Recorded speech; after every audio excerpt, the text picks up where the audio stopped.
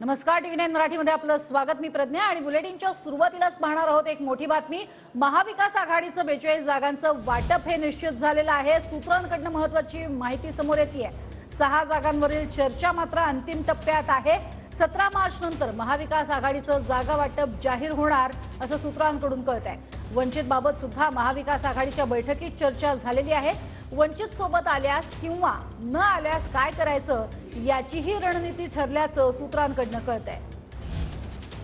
अधिक माहिती घेऊयात निवृत्ती बाबर आमचे प्रतिनिधी आपल्या सोबत आहेत। निवृत्ती, काय नेमकी अधिक माहिती सूत्रांसंदर्भातली?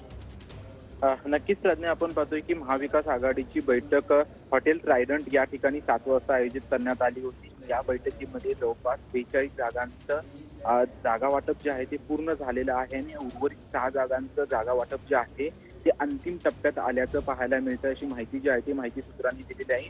आणि त्या अगोदर आपण जर पाहायला गेलं तर ही जागा वाटपाचा फॉर्म्युला जो आहे तो 17 मार्च नंतर जाहीर करण्यात येणार असल्याची देखील माहिती आहे। कारण उद्या आणि परवा 2 दिवस जे आहे ते राहुल गांधींची भारत जोडो यात्रा मुंबईमध्ये असणार आहे। त्याच्यानंतर हा महाविकास आघाडीचा जागा वाटपाचा फॉर्म्युला जाहीर करण्यात येणार आहे। दुसरी माहिती अशी देखील आहे की वंचित बहुजन आघाडीने जो महाविकास आघाडीने त्यांना फॉर्म्युला दिला होता, त्यांनी प्रस्ताव दिला होता, तो वंचित बहुजन आघाडीने फेटाळलेला आहे। त्याच्यामुळे वंचित बहुजन आघाडी आपल्यासोबत आली आणि किंवा नाही आली तर यावरती देखील आजच्या बैठकीमध्ये महाविकास आघाडीच्या बैठकीमध्ये वरिष्ठ नेत्यांची चर्चा झालेली आहे। त्याच्यामुळे एकंदरीत आपण जर पाहायला गेलं तर राज्यातील 48 लोकसभा मतदारसंघांपैकी 42 जागांचा तिढा पूर्णपणे सुटलेला आहे आणि ज्या 6 जागा आहेत त्या 6 जागांचा देखील लवकरच तिढा सुटणार आहे अशी देखील सूत्रांची माहिती आहे। आणि 17 तारखेनंतर हा फॉर्म्युला जो आहे तो महाविकास आघाडीकडून जाहीर करण्यात येणार आहे।